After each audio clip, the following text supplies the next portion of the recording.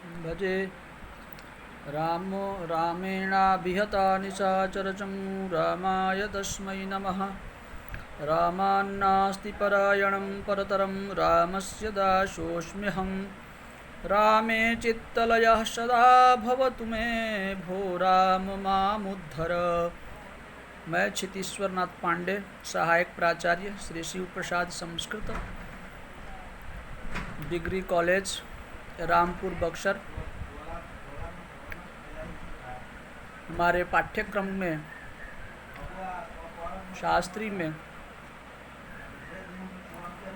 वैयाकरण सिद्धांत कौमुदी के अपत्याधिकरण प्रारंभ से अपत्याधिकार तक पाठ्यक्रम है, जिसमें आज मैं अपत्याधिकार के विषय में छात्रों के लिए कुछ कहने के लिए हेतु इस वीडियो का निर्माण कर रहा हूँ। प्रिय छात्रों, अपत्य किसे कहते हैं, पहले यह जानना जरूरी है। अपत्य शब्द के विषय में तत्वबोधिनीकार कहते हैं, न पतन्ति पितरो नरके अस्य तद अपत्यम। जिसके रहने से जिसके पिता पितामह प्रपितामह आदि मातामह प्रमातामह वृद्ध प्रमातामह आदि बंधु बांधव आदि नरक में पतित नहीं होते हैं, उसे हम अपत्य कहते हैं।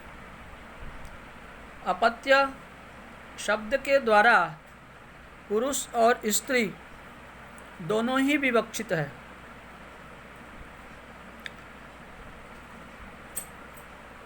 महाराज मनु भी कहते हैं, एष्टव्या बहवो पुत्रा यद्ये कोपि गयां व्रजेत यजेद वा अश्वमेधेन लीलं वृषभमुत्सृजेत।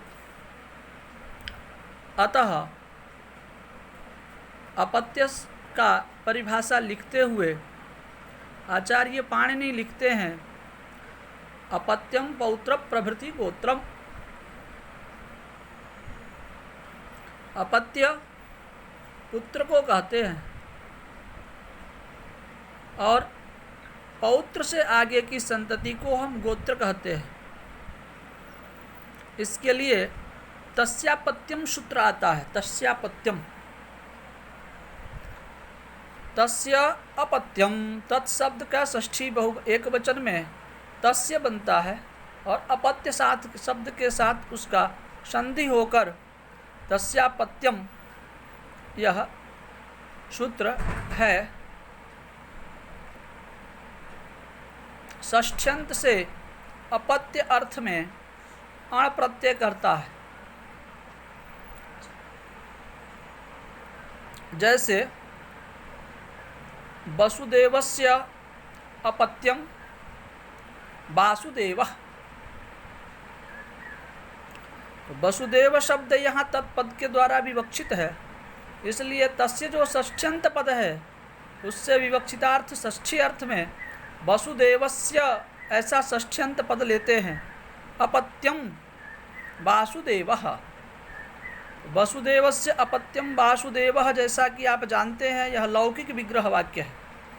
अलौकिक विग्रह वाक्य में वसुदेव नश अपत्य अण, तस्यापत्यम से अण प्रत्यय होगा।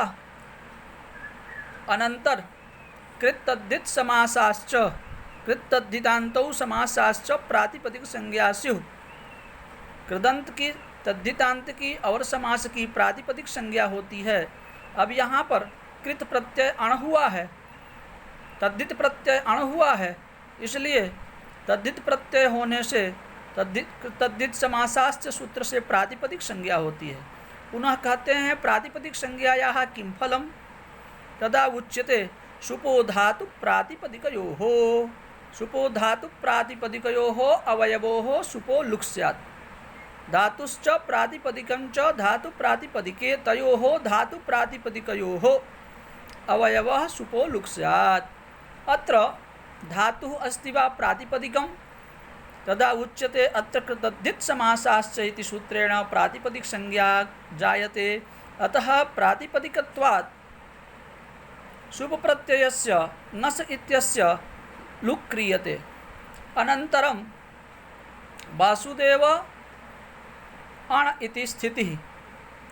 णकारस्य इति संज्ञा तस्य लोपः एवं तद्धिते स्वचामादेः इति णिति च प्रत्यये परे तद्धितस्य आदि अचाम आदेरचो वृद्धिः। तद्धिते प्रत्यये अकारे परे वसुदेव शब्दस्य आदिभूतः यः अकारः तस्य वृद्धिः क्रियते। वृद्धिपदेन यथा भवन्तः जानन्ति आकारः ऐकारः औकारस्य विवक्षितः। अत्र अकारस्य स्थाने वृद्धिः कर्तव्या वर्तते। अतः अकुविसर्जनीयानां कंठः इति वचनानुसारेण तस्यैव सवर्णभूता वृद्धिः आकारः क्रियते। अतः वासुदेव अनन्तरं तद्धित अकारे प्रत्यये परे यचिभम् इति सूत्रम् अस्ति। यादिषु अजादिषु कप् प्रत्ययावधिषु स्वादिषु असर्वनामस्थानेषु प्रत्ययेषु पूर्वस्य भसंज्ञा भवति। अतः यादिषु अत्र अजादिषु प्रत्ययेषु अत्र यः प्रत्ययः अस्ति अण् प्रत्ययस्य अकारः स अजादि प्रत्ययः अस्ति। अतः वसुदेव घटक वकार घटकोत्तर पदस्य भसंज्ञत्वात् यचिभम् इति सूत्रेण भसंज्ञत्वात् यस्येति च इति सूत्रेण इकारे तद्धिते च परे अवर्णस्य लोपः क्रियते। अतः वासुदेव वर्णसम्मेलने वासुदेव। पुनः तच्च प्रातिपदिकत्वात् सुविभक्तिः अनन्तरं सुप्तिङन्तं पदम् इत्यनेन पदसंज्ञायां पदत्वात्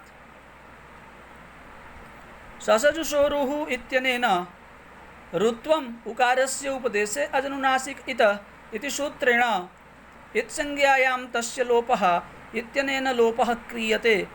अनन्तरं विरामो अवसानम् इति सूत्रेण वर्णानाम् अभावत्वात् तत्र अवसानसंज्ञायां जातायाम् अवसानसंज्ञायां खरवसानयोर्विसर्जनीयः इति सूत्रेण विसर्गे कृते वासुदेवः इति प्रयोगः निष्पद्यते। अतः तद्धिते प्रत्ययस्य अण् प्रत्ययस्य इदम् उदाहरणम्। एवम् एव तद्धित प्रयोगाः सिद्ध्यन्ति।